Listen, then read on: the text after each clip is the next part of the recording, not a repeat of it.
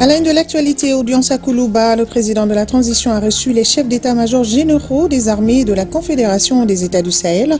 C'était pour faire le point de la réunion relative à la finalisation du plan d'action de défense et de sécurité de l'AES.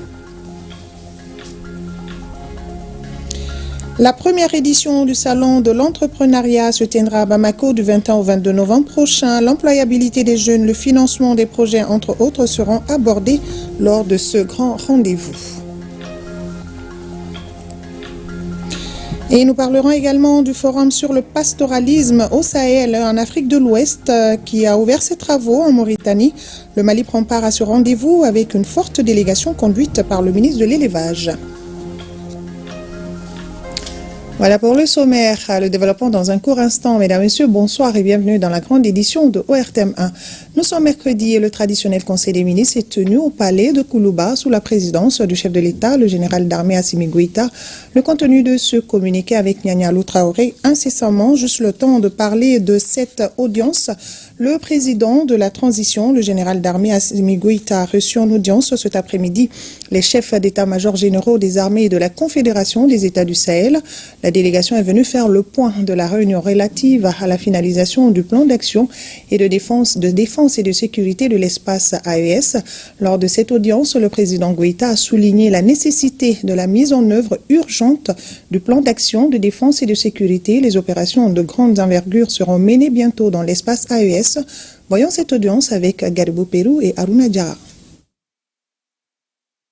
À l'équation des menaces terroristes et impérialistes, les réponses des chefs d'état-major généraux des armées des pays de l'espace AES tombent. À la tête de la délégation, le général de division Oumar Diarra.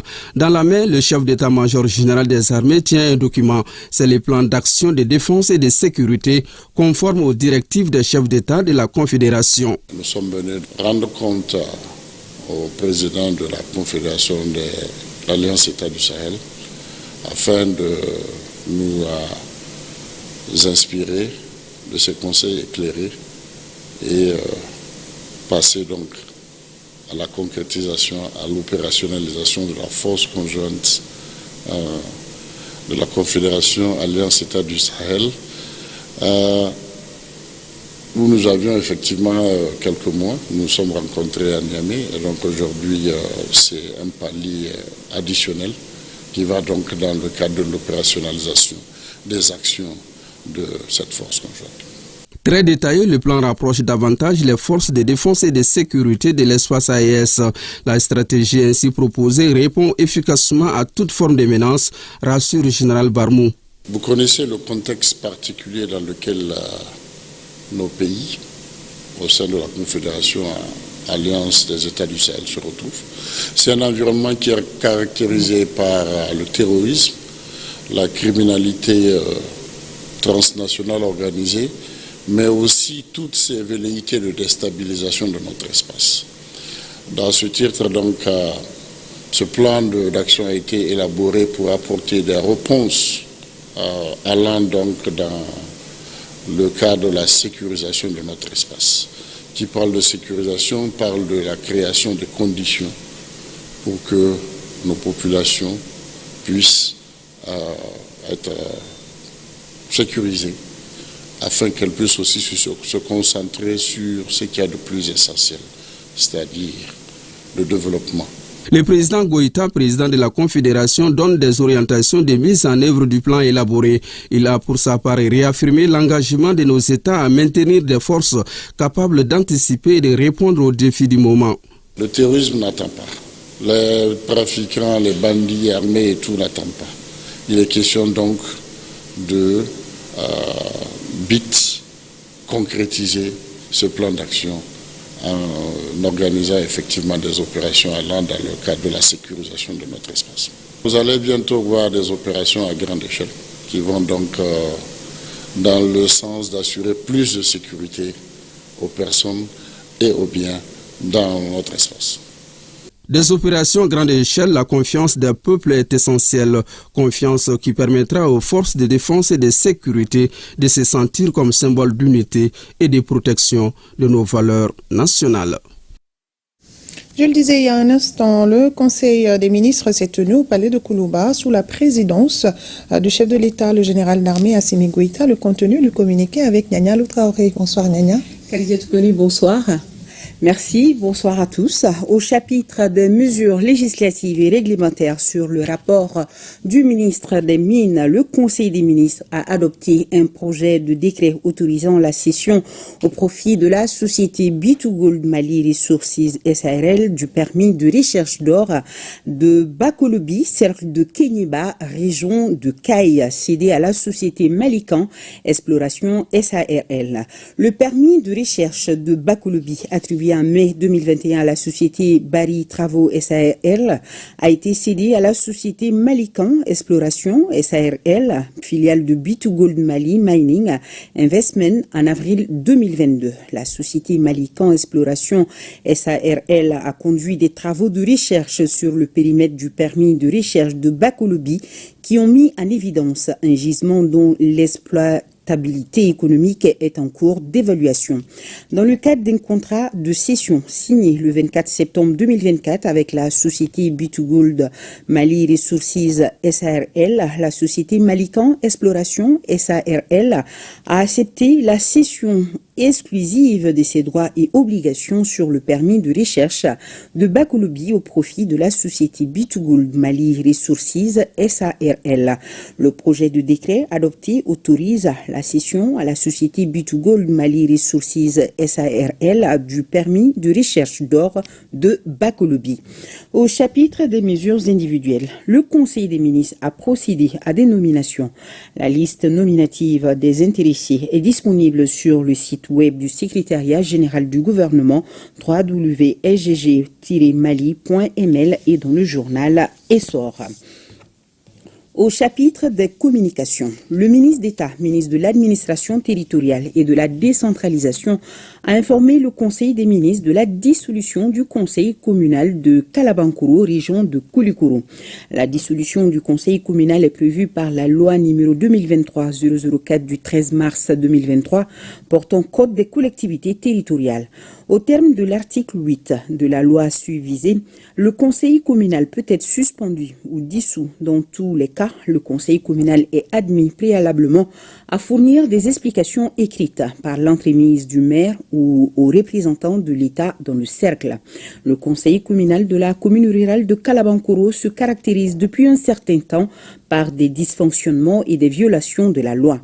Face à ces situations de fautes graves de gestion administrative, une demande d'explication a été adressée au conseil communal concerné conformément aux dispositions de l'article 8 de la loi portant code des collectivités territoriales, à laquelle il a répondu. Les faits ci-dessus évoqués justifient la dissolution proposée à l'effet de mettre fin aux dérives constatées. Au terme de l'article 10 de la loi submentionnée, la dissolution est prononcée par décret motivé pris en Conseil des ministres sur proposition du ministre chargé des collectivités territoriales.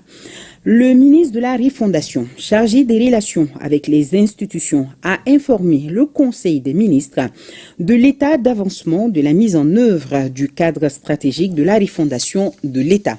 Après la remise de son rapport annuel 2023 au président de la transition chef de l'État et aux autres institutions de la République, le comité indépendant de suivi-évaluation de la mise en œuvre des recommandations des Assises nationales de la refondation a effectué des missions de restitution du rapport dans les régions, dans le district de Bamako ainsi qu'à l'extérieur du pays, à l'intention de nos compatriotes établis au Burkina Faso, en Côte d'Ivoire, au Gabon, en Guinée, au Niger, en République démocratique du Congo et au Sénégal. D'autres sessions de restitution se sont déroulées par visioconférence à l'intention des ambassadeurs, des consuls et des Maliens établis en Algérie, en Tunisie, au Maroc, en Arabie Saoudite, en Iran, en Chine, en France, en Espagne, en Italie, en Allemagne, en Suisse, aux États-Unis d'Amérique et au Canada. Par ailleurs, conformément au plan opérationnel du ministère de la Refondation de l'État au titre du deuxième deuxième semestre 2024, il est prévu des sessions de restitution du rapport annuel 2023 aux secrétaires généraux des départements ministériels, à l'endroit de la haute administration, des médias, des organisations de la société civile, du secteur privé, des organisations de femmes et de jeunes, des partis et groupements de partis politiques, des organisations d'employeurs, des syndicats, des travailleurs, des universitaires, des déplacés internes et des réfugiés maliens.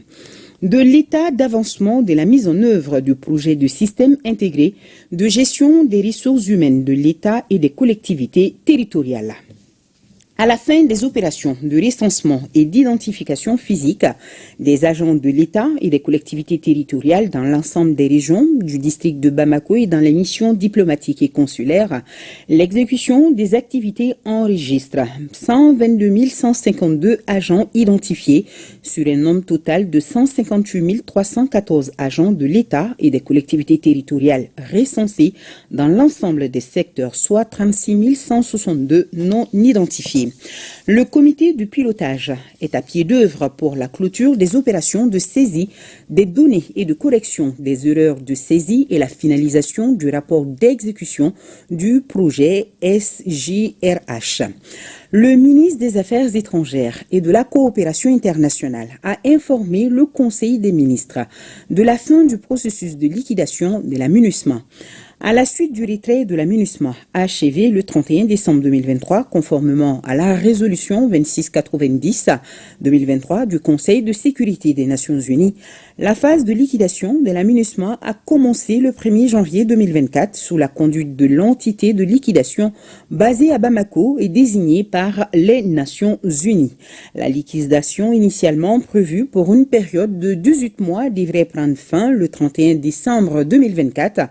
Grâce aux efforts du gouvernement, cette phase prend fin le 15 novembre 2024 avec la rétrocession du camp de Bamako et le rapatriement de l'ensemble du personnel international civil, des contingents, des équipements consacrant ainsi le retrait définitif de la MINUSMA.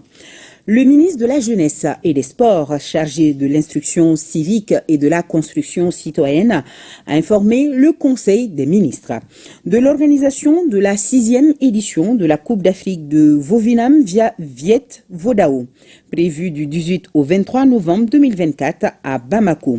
La 6e édition de la Coupe d'Afrique de Vovinam Viet Vodao réunira plus de 200 participants venant de 11 pays pour 44 épreuves.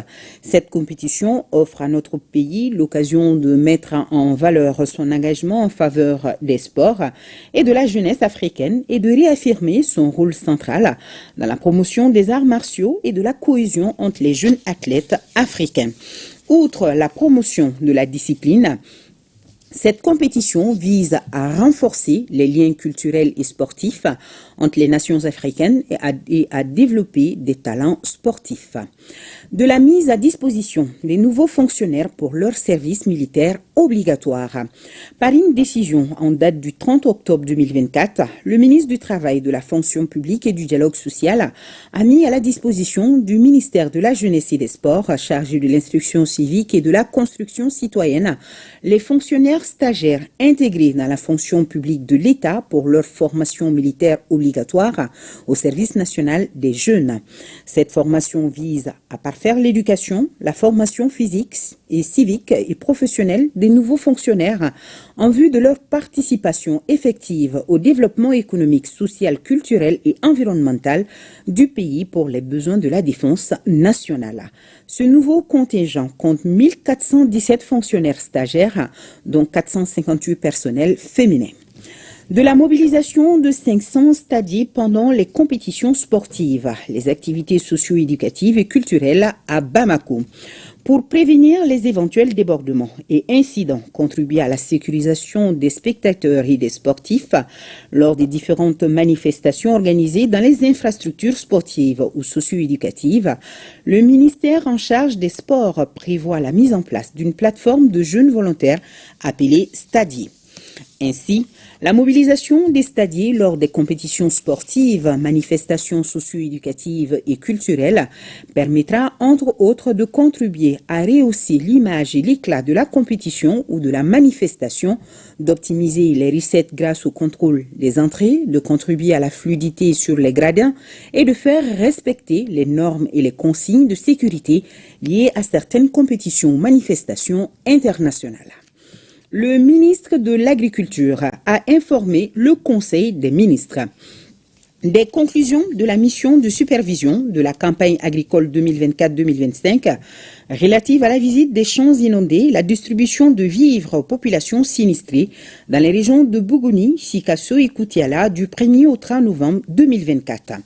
Cette mission de supervision s'inscrit dans la mise en œuvre du plan de campagne agricole 2024-2025 validé lors de la 14e session du Conseil supérieur de l'agriculture. L'objet de la mission était de constater les pertes subies par les producteurs et proposer des mesures d'atténuation de leur impact à travers la mise en place d'un plan de relance de la production agricole et la remise de vivres aux populations sinistrées. Il est à noter qu'une évaluation exhaustive de la situation est en cours. La mission a également fait des recommandations aux exploitants agricoles et aux services techniques de l'agriculture. De l'état d'avancement des opérations de collecte du recensement général agricole à la date du 3 novembre 2024.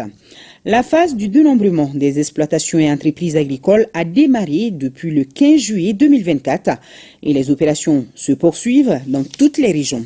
À la date du 4 novembre 2024, les résultats se présentent comme suit. 573 329 exploitations familiales dénombrées, sur lesquelles 353 566 sont entièrement recensés.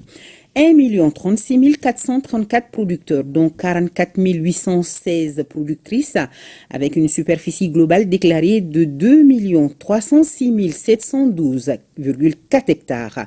3 569 515 bovins, 3 752 974 ovins, 5 229 099 caprins, 292 846 assins et 40 594 équins. Le ministre de l'Entrepreneuriat national, de l'Emploi et de la formation professionnelle a informé le Conseil des ministres de l'initiative sous l'opération Promotion des coopératives, associations et entreprises évoluant dans la fabrication de savons et dérivés.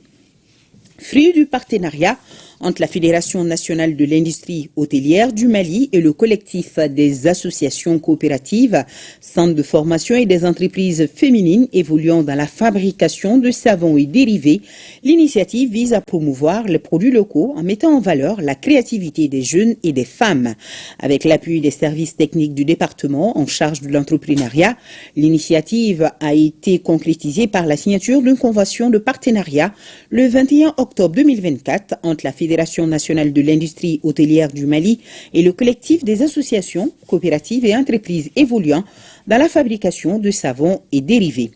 Le ministre de l'Industrie et du Commerce a informé le Conseil des ministres de l'organisation des activités de la 5e édition du mois d'octobre, mois du consommé local.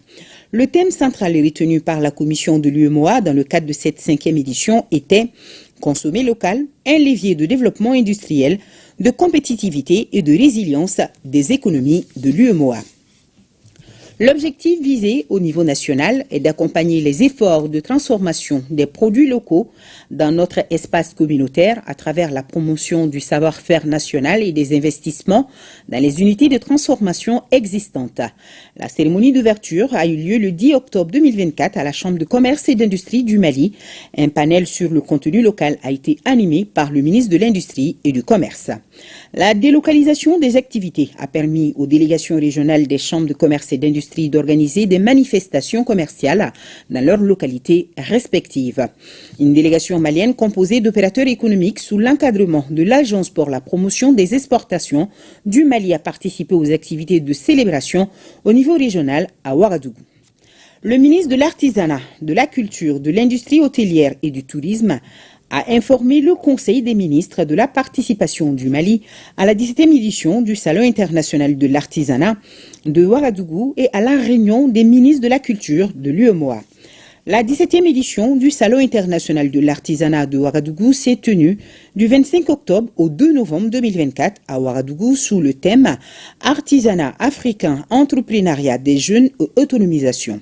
Notre pays a pris part à cet événement en se positionnant comme le pays ayant le plus de films sélectionnés avec 10 œuvres en lice derrière le Burkina Faso.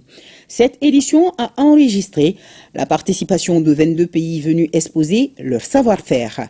Elle a été marquée par 2 innovations majeures qui sont la création du village AES et l'institution de la journée des pays invités spéciaux. À l'issue des 10 jours d'exposition, le Mali s'est classé premier en remportant le Grand Prix du Salon, prix du président du Faso. Plusieurs artisans maliens ont également reçu des distinctions individuelles. En marge du salon, le ministre de l'Artisanat, de la Culture, de l'Industrie hôtelière et du Tourisme a pris part le 25 octobre 2024 à la réunion des ministres de la Culture de l'UEMOA. Cette réunion était consacrée à l'examen et l'adoption du projet de document cadre d'opérationnalisation du Fonds Crédit Culture UEMOA, du projet de renforcement des filières musique et audiovisuelle, de la mise en œuvre du statut de l'artiste et de la directive UEMOA sur l'harmonisation de la rémunération pour copie privée. Le ministre délégué auprès du Premier ministre chargé des réformes politiques et institutionnelles a informé le Conseil des ministres de la tenue d'ateliers de partage des actions de promotion de la souveraineté nationale et réalisation, défis, attentes et perspectives. L'objectif général des ateliers est de contribuer à disséminer les actions structurantes réalisées par la transition et raffermir la chaîne de valeur pour la promotion de la souveraineté de notre pays.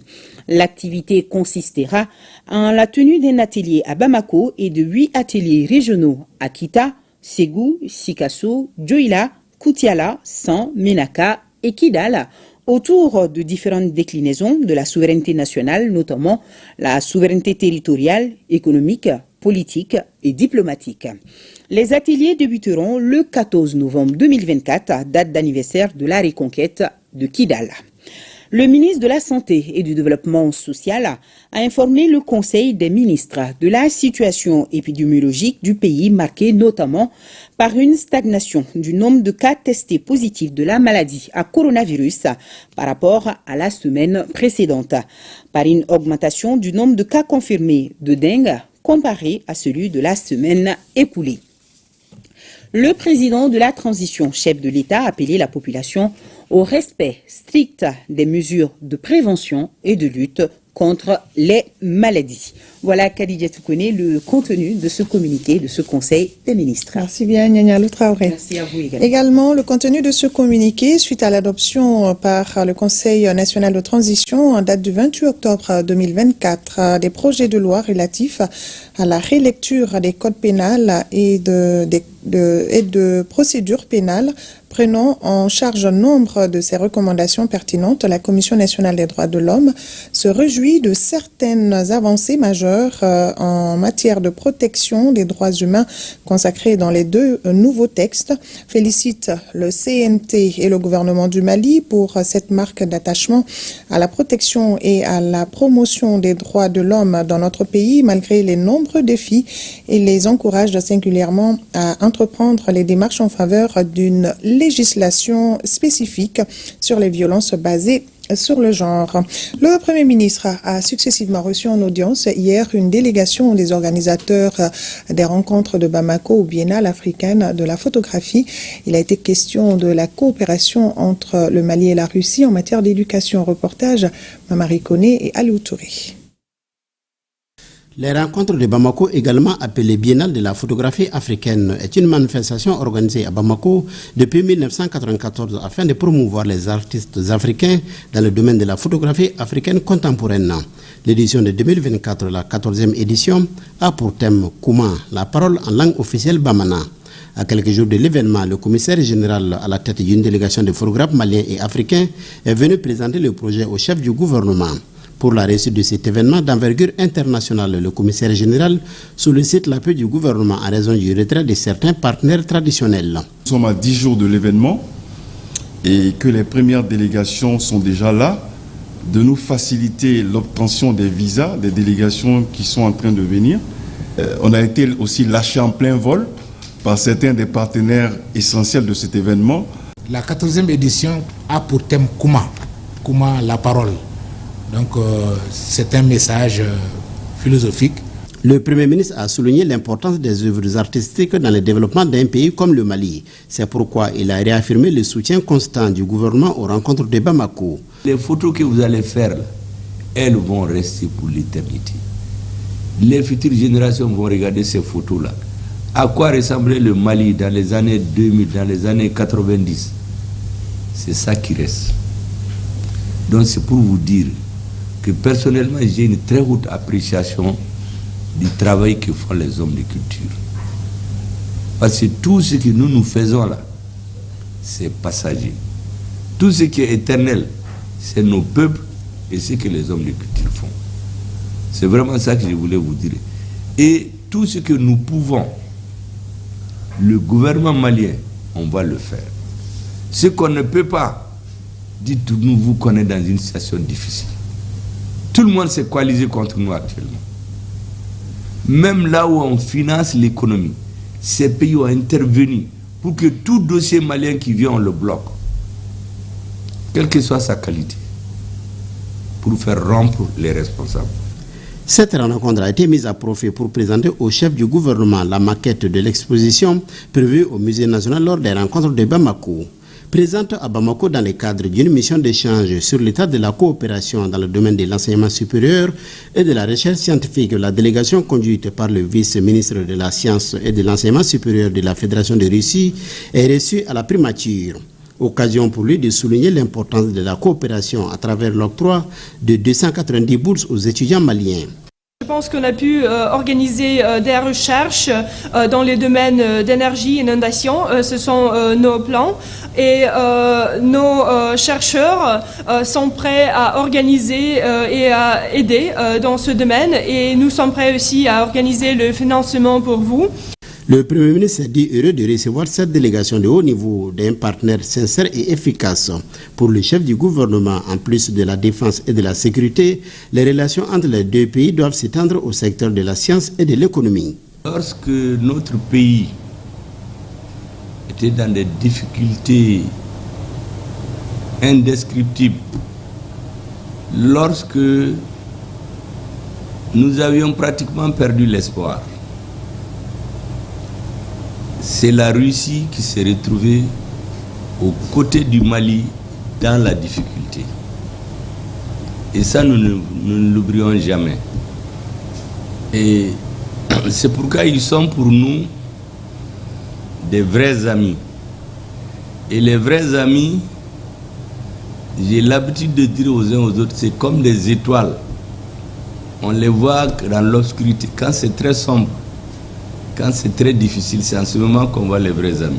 Et la Russie s'est retrouvée à côté de nous lorsque pratiquement tout paraissait perdu. Fin de la rencontre sur l'élaboration de projets de plan d'action défense et sécurité. Les experts militaires des trois pays ont défini une feuille de route commune pour mener la lutte contre les menaces terroristes dans les pays de la Confédération des États du Sahel. Batraoré pour le reportage. Face à la menace terroriste dans les pays du Sahel, les armées ont l'obligation de travailler main dans la main. C'est pour cette raison que les experts militaires des trois pays de l'AES se sont retrouvés à Bamako pour 2 jours. Sous la houlette des chefs d'état-major généraux, ils ont ainsi élaboré un document consensuel pour marquer leurs liens de coopération. Ce document de base s'intitule « Projet de plan d'action défense et sécurité ». Après l'échec du G5 Sahel, dont nous étions membres, nous avons le devoir de tout faire pour réussir cette lutte contre le terrorisme, pour soulager les populations de la Confédération des États du Sahel et atteindre les objectifs fixés par les autorités politiques. Il s'agit de faire de ce partenariat entre nos armées un bel exemple de coopération sud-sud. Le projet des plans d'action défense et sécurité, fruit des travaux de Bamako, est signé et mis à la disposition des délégations des 3 pays. Il est question donc de mutualiser nos efforts dans le cadre donc de la lutte contre le terrorisme, aussi de la lutte contre la criminalité transnationale organisée. Les experts ont réfléchi pendant 2 jours pour trouver donc des mécanismes conjoints qui peuvent nous permettre d'être plus efficaces dans le cadre de cette lutte commune. Il faut que les populations de l'AES restent résilients, confiants à leurs dirigeants du moment, confiants à leurs armées et confiants à l'ensemble des forces de défense et de sécurité de ces 3 pays qui se sont engagés à lutter ensemble contre le terrorisme. Cette guerre finira. Bamako est donc le point de départ de cette coopération militaire entre les 3 pays de l'AES. Les experts promettent de rester en contact permanent pour apporter une réponse efficace à la question de la menace terroriste. Cette année, plusieurs cadres du ministère de la Défense et des anciens combattants ont été promus au grade supérieur. Une cérémonie d'hommage a été organisée à cet effet, occasion pour les récipiendaires de remercier les autorités de la transition. Et nous retrouvons Batraori. Au ministère de la Défense et des anciens combattants, c'est l'ère des hommages après le mérite. Les officiers promis au grade supérieur, dont le ministre des tutelles, sont les bénéficiaires de cette cérémonie de reconnaissance. Par définition, le grade désigne l'aptitude à son titulaire d'occuper différents emplois. Ces différentes nominations sont une marque de confiance et la récompense du mérite des différents récipiendaires. Ils seront dignes de la confiance placée en eux et œuvreront sans relâche à la consolidation des acquis des forces armées maliennes et de sécurité dans le cadre des nouvelles orientations politiques visant à restaurer la paix au Mali et dans l'espace sahélen à travers l'AES. Après avoir remercié les autorités de la transition pour cette marque de considération à leur endroit, le porte-parole des récipiendaires a appelé les éléments des différents corps à plus d'engagement pour être parmi les élus de l'année prochaine. Et l'Allemagne dote l'école de guerre du Mali de matériel d'information et d'un réseau sécurisé de travail. Cette donation s'inscrit dans le cadre de la première phase du projet ML126. Le point avec Abdelkarim Kaba. 100 millions de francs CFA, c'est le coût de cette première phase du projet ML126. Ce projet de sécurisation des réseaux et des matériels informatiques est destiné à l'école de guerre du Mali. Il sera d'un grand apport dans l'apprentissage des auditeurs et surtout un bon moyen de communication au sein de l'école de guerre du Mali. Il va servir l'école de guerre pour que notre école puisse avoir son aura, puisse avoir une prestance assez significative à travers toutes les écoles de guerre à travers le monde. L'Allemagne intervient dans plusieurs domaines au Mali. Le partenaire allemand n'a pas hésité un seul instant à doter l'école de guerre du Mali des serveurs, des fibres optiques et d'un réseau informatique sécurisé. Je pense que c'est une infrastructure vitale pour l'éducation des nouveaux cadres, mais aussi je pense pour vraiment lier l'école à d'autres institutions d'éducation militaire dans le monde. Donc je pense que c'est un projet très très pertinent pour la stabilisation du pays et pour la qualité de l'éducation des FAMA. Ces matériels vont favoriser la mise à niveau de la gestion efficiente et efficace de l'école, pour qui connaît le rôle et la place des nouvelles technologies dans l'évolution du monde. Démarrage des travaux de la 10e édition des journées scientifiques de la faculté des lettres, langues et des sciences du langage, langue, gouvernance et développement en Afrique postcoloniale. Quelle stratégie pour une Afrique indépendante? C'est le thème choisi pour ces journées scientifiques. Reportage Youssouf Diakité et Aruna Diara. Ce sont les élites africaines qui se retrouvent à Bamako à la faveur de cette 10e édition des journées scientifiques de la faculté des lettres, des langues et des sciences du langage pour réfléchir sur comment retrouver l'indépendance totale de l'Afrique. Une réflexion qui cadre avec la thématique choisie, langue, gouvernance et développement en Afrique post-coloniale. Quelle stratégie pour une Afrique indépendante? La thématique retenue pour cette édition, à savoir langue, gouvernance et développement en Afrique postcoloniale, quelle stratégie pour une Afrique indépendante est plus que révélatrice. Il s'agit d'interroger le rôle que pourraient jouer ces vecteurs cités précédemment dans la construction de l'identité nationale et de la cohésion sociale, dans la décolonisation linguistique et dans la promotion de la bonne gouvernance, conditions préalables à la stabilité politique, à la croissance économique et à la justice sociale. Les communications développées sont globalement en rapport avec la lutte contre l'insécurité, le terrorisme, mais surtout l'indépendance politique et économique de l'Afrique, condition sine qua non d'une gouvernance qui répond aux aspirations des gouvernés. L'Université Sœur de Kankan présente une communication. Beaucoup de pays africains sont déjà présents pour cette journée-là, afin que nous puissions échanger tous et donner les stratégies qu'il faut. Nous avons donc le devoir de prendre notre part de justice sociale. Et chez nous, cela se fait par le renouvellement donc, du savoir, renouveler le savoir de manière à ce qu'il soit toujours à la hauteur des défis que confrontent à la fois nos États, mais aussi nos communautés. Les doyens de la faculté des lettres, des langues et des sciences du langage s'est particulièrement réjoui de la pertinence du thème choisi. C'est à travers ces manifestations scientifiques que les chercheurs se retrouvent pour échanger sur des questions pertinentes des recherches susceptibles de booster le développement économique, social et culturel des pays.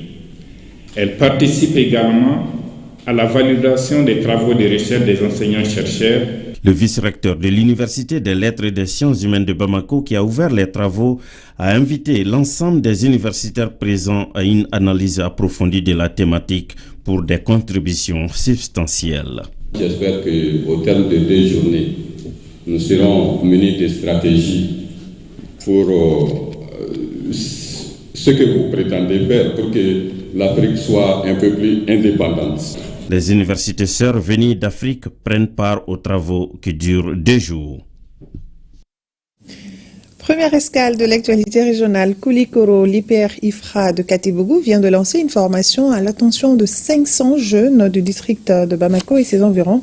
La formation est axée sur le maraîchage, l'aviculture, l'embouche et la transformation des produits agricoles. Plus de détails avec Djamba Moussa Konati. Renforcer les compétences des acteurs évoluant dans des entreprises agricoles formelles ou informelles pour permettre à ces dernières d'accroître leur production et d'améliorer la rentabilité de leurs activités. C'est tout le sens des ateliers de formation du projet MLI 022 247 253. Au total, ce sont 500 jeunes du district de Bamako et ses environs qui seront formés sur les techniques du maraîchage, d'embouche, d'aviculture et de transformation des produits agricoles. Notre centre de formation continue dispose d'infrastructures adéquates afin que chaque participant acquiert des compétences précieuses et puisse contribuer au développement durable de notre agriculture. Notre objectif, c'est que vous ayez les compétences idoines pour gérer vos activités économiques de la meilleure des façons. Cette formation devra contribuer à améliorer les conditions de vie des habitants de Bamako et ses environs. Votre engagement et votre soif de connaissance démontrent à suffisance quel point vous êtes conscient de la nécessité d'acquérir des compétences supplémentaires pour améliorer vos activités et par la même occasion contribuer au développement de l'économie locale. Selon le ministre de l'Enseignement supérieur et de la Recherche scientifique, la formation des jeunes est au cœur des engagements des autorités de la transition. Nous œuvrons pour l'autonomie, la prospérité et la résilience de notre jeunesse et pour le renforcement du tissu économique de notre pays. Les compétences que vous allez acquérir à l'issue de cette formation ne sont pas simplement des moyens de subvenir à vos besoins, mais elles incarnent aussi un potentiel de transformation sociale et économique de notre pays. Pour le ministre, ces jeunes qui seront formés constitueront le terreau des bâtisseurs de la prospérité de demain. Hier mardi, les 61 admis au concours d'entrée du lycée sportif Ben Omar Sy ont rejoint l'effectif du dit lycée. Une cérémonie a été organisée à cet effet et présidée par le ministre en charge des sports. Reportage à Daouda Koné. Si les autres élèves ont démarré les cours ce lundi 4 novembre 2024, c'est le lendemain 5 novembre que les nouveaux admis au concours d'entrée du lycée sportif Ben Omar Sy sont accueillis par l'administration du lycée en présence du ministre de la Jeunesse et des Sports chargé de l'instruction civique et de la construction citoyenne lors de la traditionnelle cérémonie de rentrée du lycée sportif Ben Omar Sy. Ils sont 61 à intégrer l'effectif du lycée. Nous avons reçu 322 dossiers, dont 27 ont été rejetés après le dépouillement des dossiers. 295 candidats ont effectué la première visite médicale, dont 39 ont été éliminés. Après les épreuves pratiques et académiques et la visite médicale approfondie, 61 candidats sont déclarés admis au concours d'entrée au lycée sportif Ben Omar Sy, session 2024.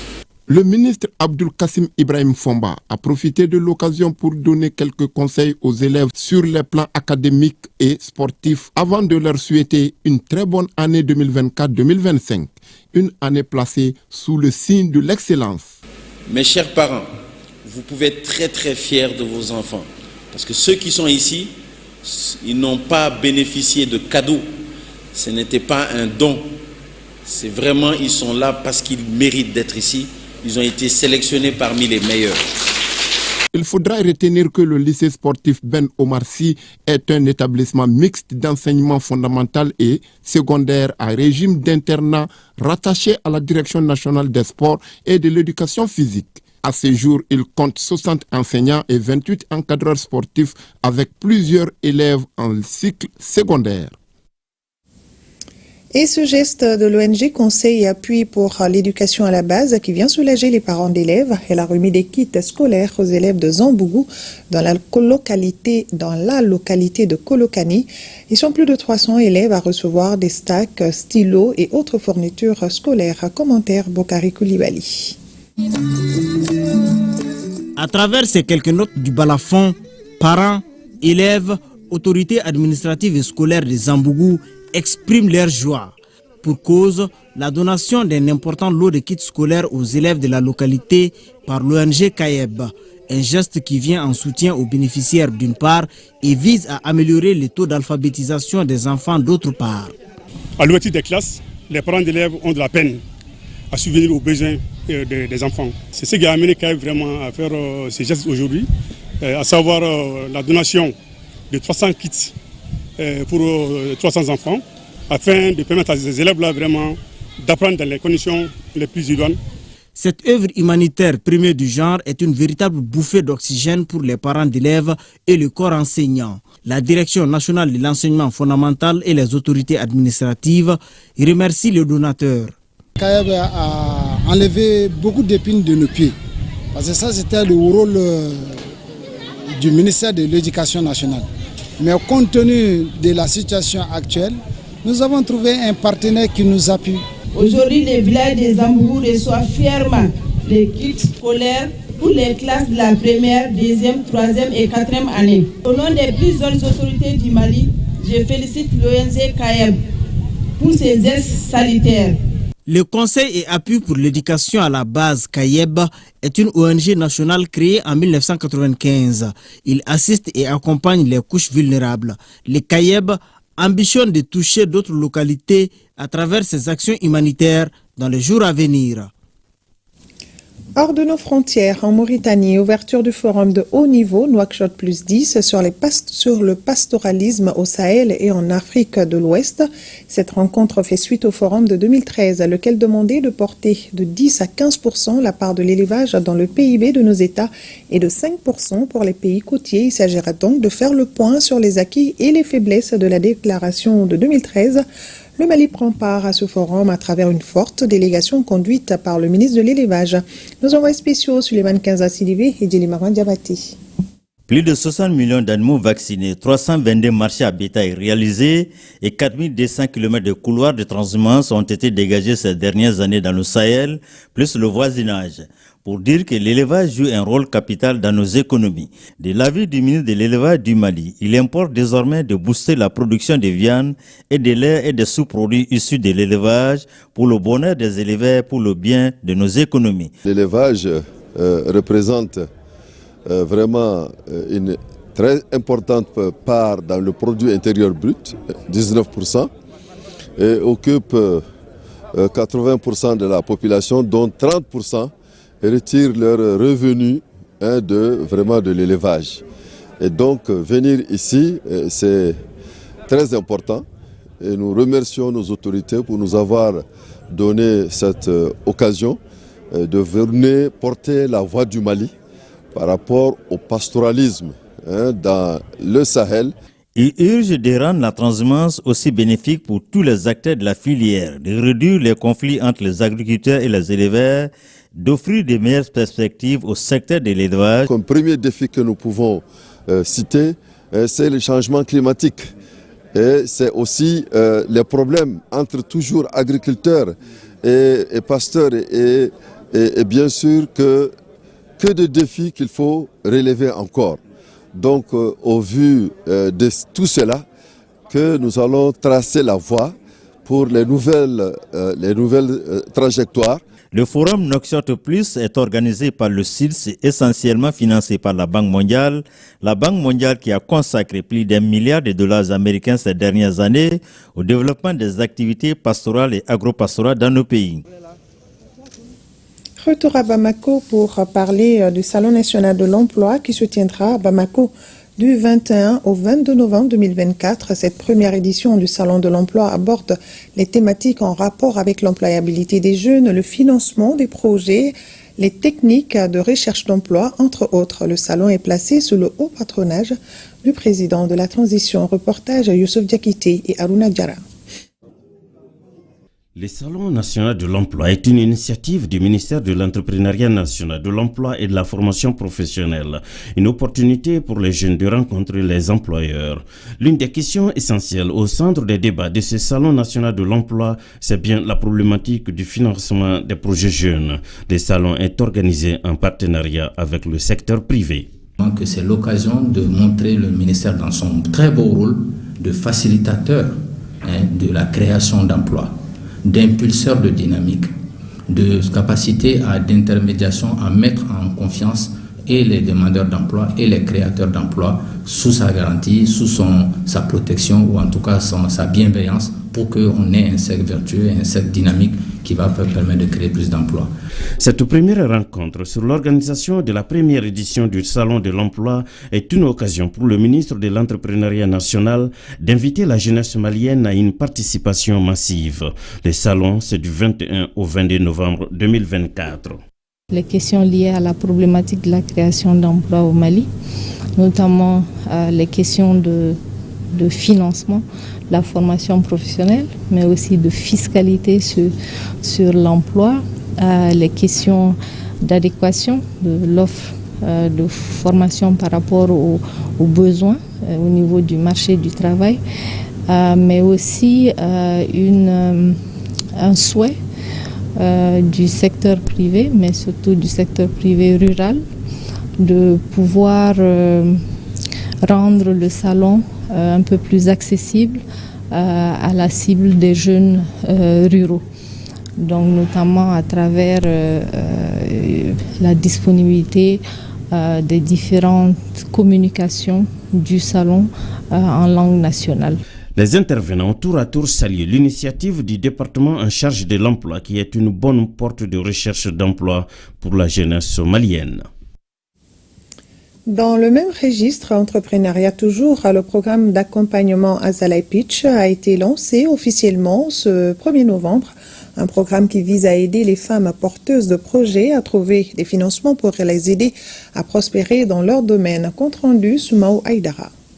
Il s'engage dans le développement des femmes pour faire d'elles des futures grandes entrepreneurs panafricaines. Le programme d'accompagnement Azalai Pitch, puisque c'est de lui qu'il s'agit, cherche des investisseurs pour ces femmes. Ce programme est axé sur l'accompagnement technique et l'accompagnement financier de cette couche. Azalai Pitch, c'est quoi? Donc, c'est un programme qui va aider les femmes à les former sur différents sujets de leur société, pour qu'on puisse les accompagner à accéder au financement face à un panel d'investisseurs. Le programme comporte plusieurs étapes d'accompagnement de la candidature à la sélection finale. Et pour accéder à Azalai Pitch, il existe des critères. Il n'y a pas de critère d'âge. Le seul critère important déterminant, c'est d'avoir 2 ans d'ancienneté, 2 états financiers déjà disponibles, parce que les investisseurs vont investir à partir de là, d'un projet qui est déjà viable. Ces projets existent dans 7 pays, à savoir le Burkina Faso, la Mauritanie, le Bénin, le Sénégal, la Guinée-Bissau, la Côte d'Ivoire et le Mali. Et les initiateurs veulent aider le maximum de femmes entrepreneurs vivant dans ces pays à franchir une étape clé dans le développement de leurs entreprises, qui est l'accès au financement. Voilà un commentaire de Soumaou Aïdara. L'association La Femme en Moins a ouvert ce matin son camp de renforcement de capacité des femmes et filles des médias.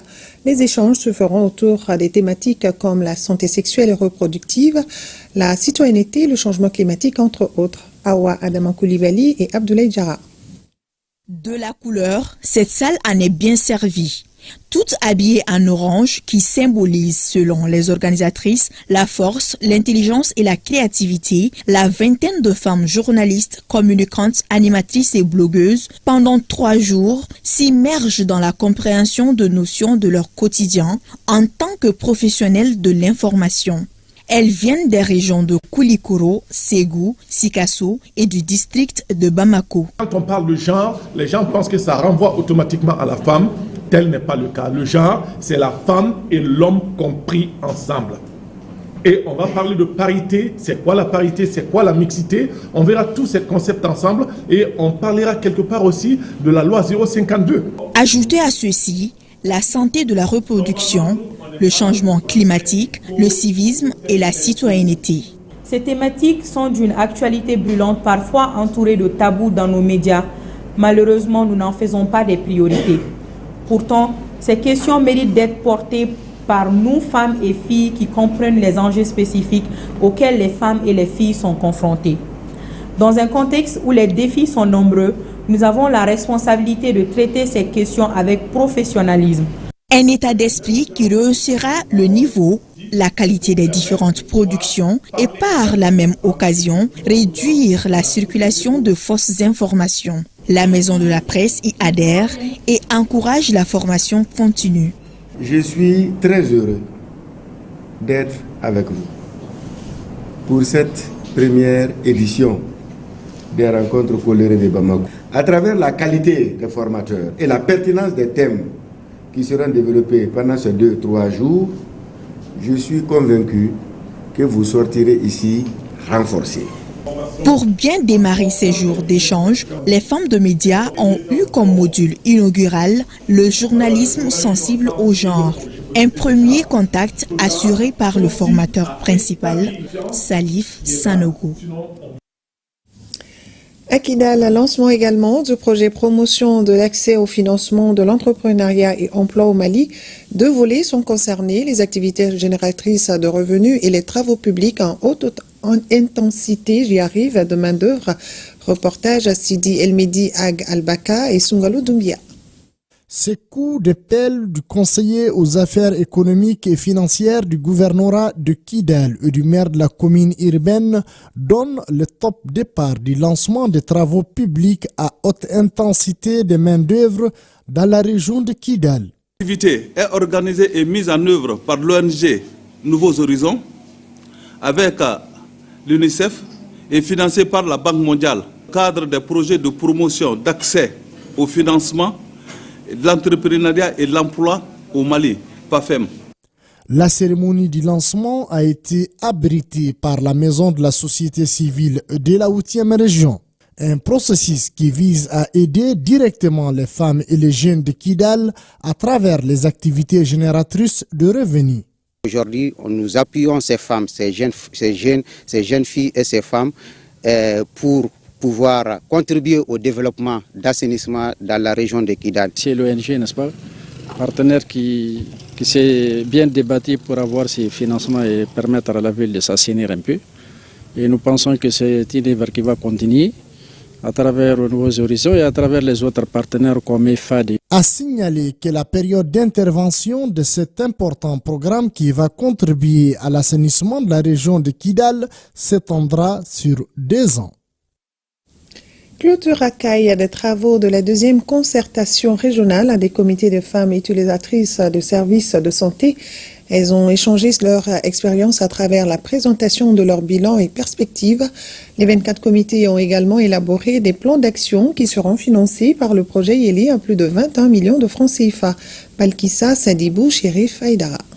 Après 2 jours d'intenses travaux autour du bilan et des perspectives des comités de femmes utilisatrices des services de santé, l'heure est aux recommandations et à la remise de fonds pour l'exécution des plans d'action des différents CFU. Pour ce faire, le projet Yélé a mis à la disposition des 24 CFU de ces zones d'intervention un montant total de 21 485 400 francs CFA. Ce montant est certes modeste, mais je compte sur un appui conséquent des ASACO et des mairies afin que les CFU puissent travailler convenablement et contribuer ainsi à la réduction de la mortalité maternelle et néonatale dans la région de Kaï. Le directeur général de la santé et de l'hygiène publique a signalé l'importance de l'installation des CFU dans tous les centres de santé communautaires afin que leurs actions puissent faire tache d'huile au bénéfice des populations. Les CFU sont des entités à ne pas négliger. Vous ne devriez pas vous fatiguer quand ces montants-là ne sont pas là.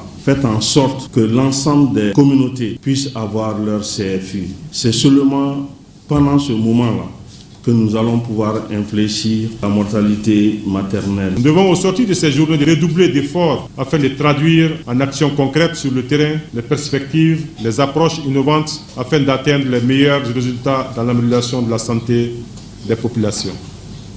Pour apporter le changement souhaité, des obstacles seront au rendez-vous et la résistance va certainement perdurer. Mais en votre qualité de reine, de leader, cela ne doit aucunement inhiber vos efforts et initiatives. Car selon l'adage africain, si vous éduquez une femme, vous éduquez toute une nation. Parmi les recommandations de cette deuxième concertation, on note entre autres le renforcement de la communication autour des actions des CFU et l'organisation de voyages d'études et de partage d'expériences entre les CFU. 3e édition de la journée nationale de Mamala à Kemparana. Le thème est appui à l'opérationnalisation du cercle de Kemparana et 6 thématiques sont animées.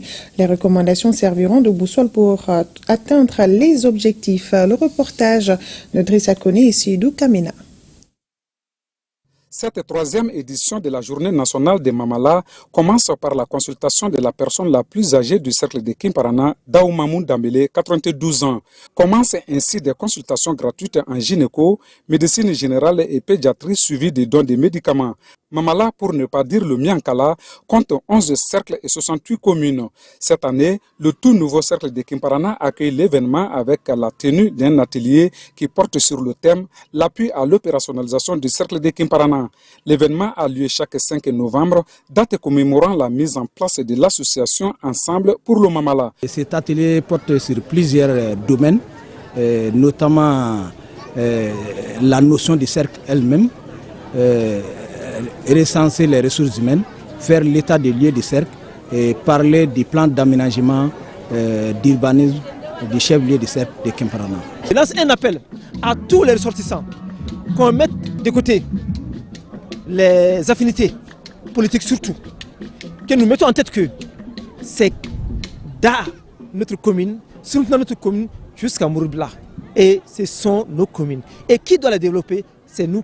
Pour y arriver, 6 thématiques sont animées par d'éminents panélistes venus pour la cause.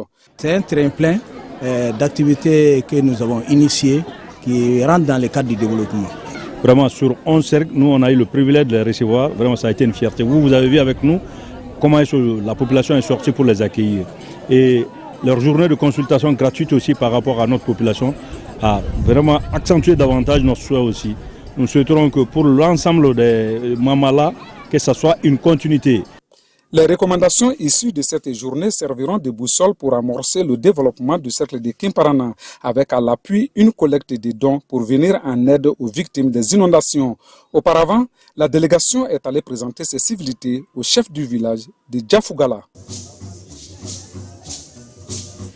Lancement à Kokofata dans la région de Kita du projet promotion de l'exercice de droits sexuels et reproductifs des femmes et des hommes adolescents et jeunes. Ce projet couvre 7 villages de la commune rurale de Kokofata pour une durée de 2 ans. Reportage Kita, ORTM Kita, Mahamadi Aliou Bari.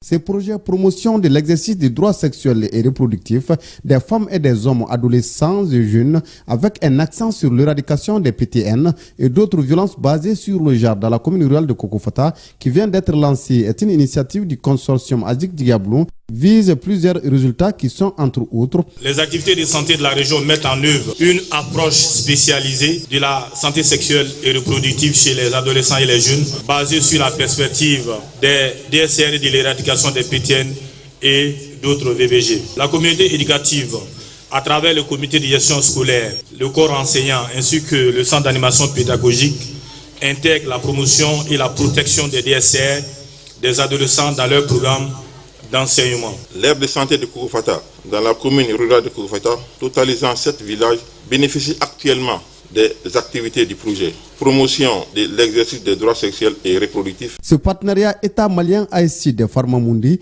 couvre un budget total estimé à plus de 173 millions de francs CFA. Il contribue, selon les intervenants, à l'atteinte des objectifs du développement durable ODD d'ici à 2030. Nous sommes en train de procéder au lancement officiel de notre projet intitulé Promotion de l'exercice des droits sexuels et reproductifs des femmes et des hommes adolescents et des jeunes, avec un accent sur l'éradication des pratiques traditionnelles néfastes et d'autres formes de violence basées sur le genre dans la commune rurale de Kokofata. Ça couvre 2 aires de santé pour un total de 11 villages. Pourquoi ce projet? Une question très pertinente parce que nous avons fait au préalable un diagnostic et qui nous a démontré que dans la zone, il y a trop de violences basées sur le genre. Tout cela dénote le bon partenariat que les ONG membres du consortium entretiennent avec les partenaires techniques et financiers, parmi lesquels l'ONG espagnole Pharmamundi et l'agence Extramodura de coopération internationale pour le développement AICSID. Au cours du lancement, des détails sur le contenu de ce nouveau projet ont été donnés aux acteurs chargés de la mise en œuvre de ce projet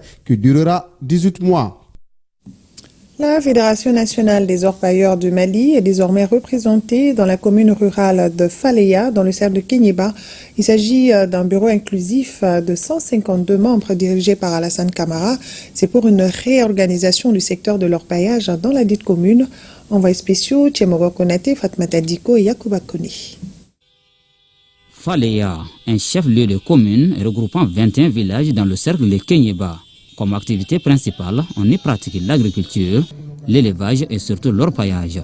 C'est justement ce dernier secteur qui constitue le poumon de l'économie. Toutefois, les acteurs peinent à s'y épanouir à cause d'un problème d'organisation qui connaît désormais un début de solution grâce à la mise en place de ce bureau communal-là. Un bureau inclusif fort de 152 membres, représentant la Fédération nationale des orpailleurs du Mali, dirigé par un nommé Alassane Camara. Nos actions commenceront dans la commune de Faleya pour s'élargir. Nos priorités sont notamment les infrastructures routières et les addictions d'eau. Ce que nous demandons à tous les membres du bureau et de la Fédération communale de Faleya, c'est de travailler en conformité avec la loi de notre pays et en conformité avec nos textes, qui sont le statut et règlement intérieur de la FENOM. Ainsi, la Fédération nationale des orpailleurs du Mali est véritablement implantée à Faleya, avec comme seul objectif le développement de la commune. Pour y parvenir, il s'agira pour les membres du bureau de développer une stratégie susceptible de faire briller l'or au bénéfice de la population. Le sentiment qui m'anime aujourd'hui, c'est un sentiment de fierté, un sentiment de joie. Parce que depuis que la Fédération nationale des orpailleurs du Mali a pris une initiative de la réorganisation du secteur d'orpaillage, appuyée par le gouvernement de la transition, si je ne me trompe pas, c'est la 6e commune que Kéniéba vient de valider aujourd'hui, qui est la commune de Faleya. Le secteur d'orpaillage est un secteur crucial, est un secteur stratégique du cercle de Kéniéba, parce que l'économie du cercle de Kéniéba est basée sur l'orpaillage. Le bureau ainsi mis en place a un mandat de 5 ans renouvelable. La population qui est sortie massivement pour la cérémonie ne tarit pas de conseils à l'endroit des membres pour un bon accomplissement des tâches à eux assignées. C'est demain jeudi que s'ouvre officiellement la 5e édition des Journées textiles du Mali, Mali Finou. Le thème choisi cette année est utilisation et rôle des plantes dans le textile artisanal. 70 artisans textiles et une trentaine de restaurants sont attendus pour ce rendez-vous annuel qui se veut un trait d'union entre le patrimoine vestimentaire et l'art culinaire malien. Comment se passent les préparatifs avant le jour J? Balakissa Ouattara est allé voir. Le jardin du Palais de la Culture transformé en un gros village textile. Les membres de l'association Mali Finou se concertent pour les derniers consignes et réglages. Pour cette 5e édition, les ambitions de Mali Finou ont été revues à la hausse. Et cette 5e édition est marquée par l'agrandissement du site de 60 stands, nous sommes à 70 stands. L'espace réservé à la restauration est multiplié par 3. Nous voulons contribuer à soulager le secteur de l'artisanat durement frappé par la crise et nous restons dans cette dynamique. Donc, tout ce que nous faisons ici, c'est gratuit. Aucun service rendu par Mali Finou n'est payant. Toute la journée de ce mercredi, les artisans s'installent. Certains reviennent de Ouagadougou, mais pas question de rater ce rendez-vous national. L'objectif de Mali Finou même, c'est de promouvoir les textiles maliens, donc sur toute l'étendue du territoire malien. Donc maintenant, pour nous-mêmes, c'est de venir représenter nos œuvres pour promouvoir la culture malienne en quelque sorte. Les journées textiles du Mali mobilisent des milliers de visiteurs et génèrent des dizaines de millions de francs CFA au profit des acteurs de la chaîne de valeur du textile. Cette année, une centaine d'exposants est attendue. Aux côtés du textile, l'art culinaire est au rendez-vous avec une trentaine de restaurants spécialisés dans les mets traditionnels. Les Maliens seront surpris de voir qu'au moins il y a 30 restaurateurs qui seront là, sur place, pour montrer la cuisine culinaire du Mali. C'est-à-dire les Sarakolais, tout le monde, moi, Soreille, les Dogons, presque le Mali qui est là pour accompagner Mali Finou. Parce que quand on parle de Fini, on parle de la gastronomie. La 5e édition des Journées textiles du Mali se tient sous le thème central « Utilisation et rôle des plantes dans le textile artisanal ». Les Soninké sont les invités d'honneur de cette édition dont l'ouverture officielle est prévue demain à 10h sous la présidence du ministre en charge de l'artisanat.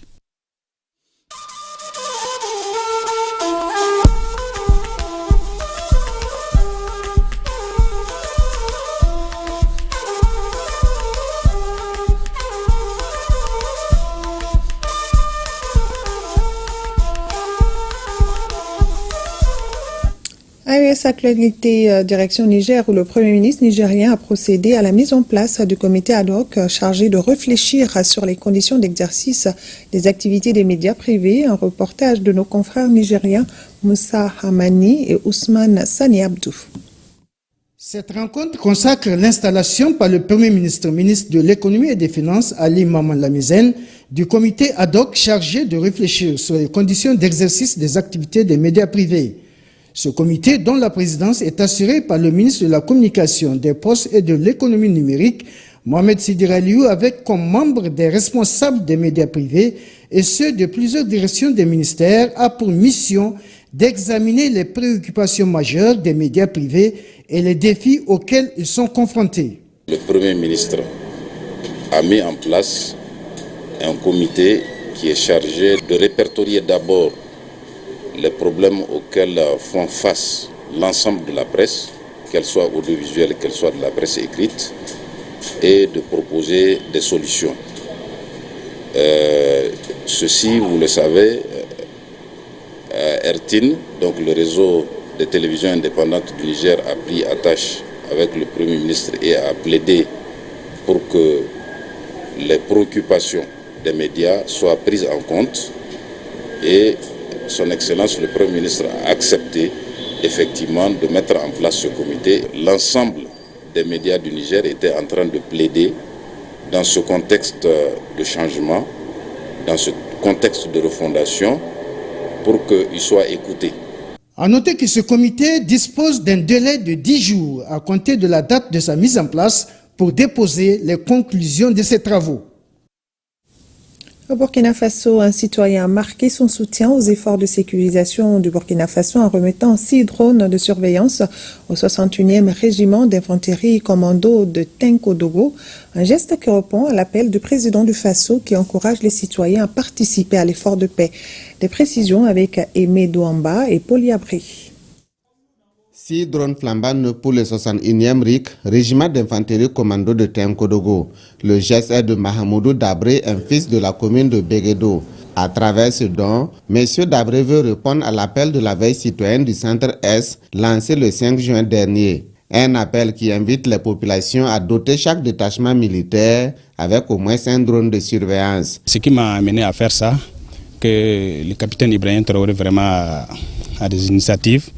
Il a demandé à toute la population de contribuer de sa manière pour faire cette guerre.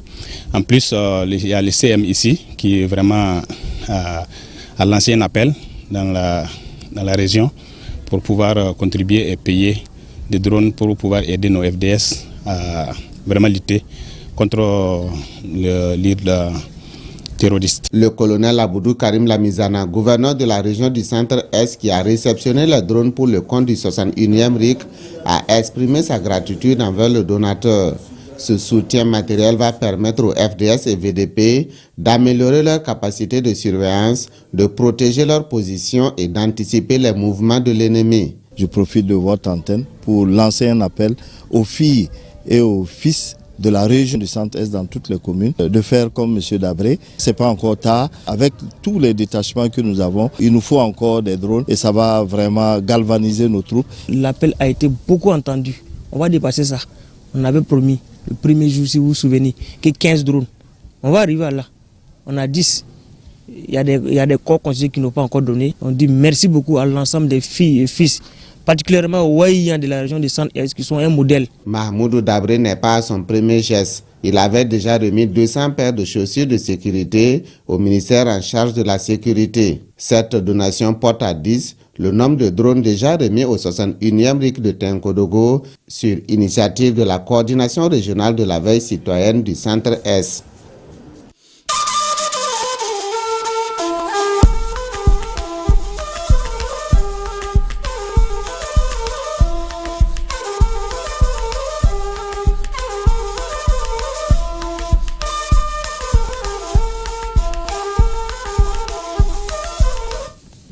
Un mot sur la présidentielle américaine avant de boucler ce journal. Donald Trump de retour gagnant, vous le savez certainement, réélu face à Kamala Harris. Donald Trump a été réélu à la Maison-Blanche dans la nuit de mardi à mercredi, réalisant le tiercé gagnant.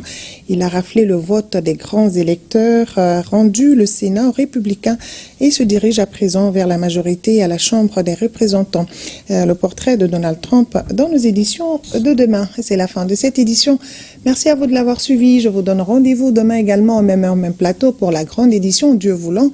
Nos grands-pères nous enseignent ce soir de ne pas laisser les croyances des autres nous empêcher d'atteindre nos objectifs. À méditer. Bonne fin de soirée à tous.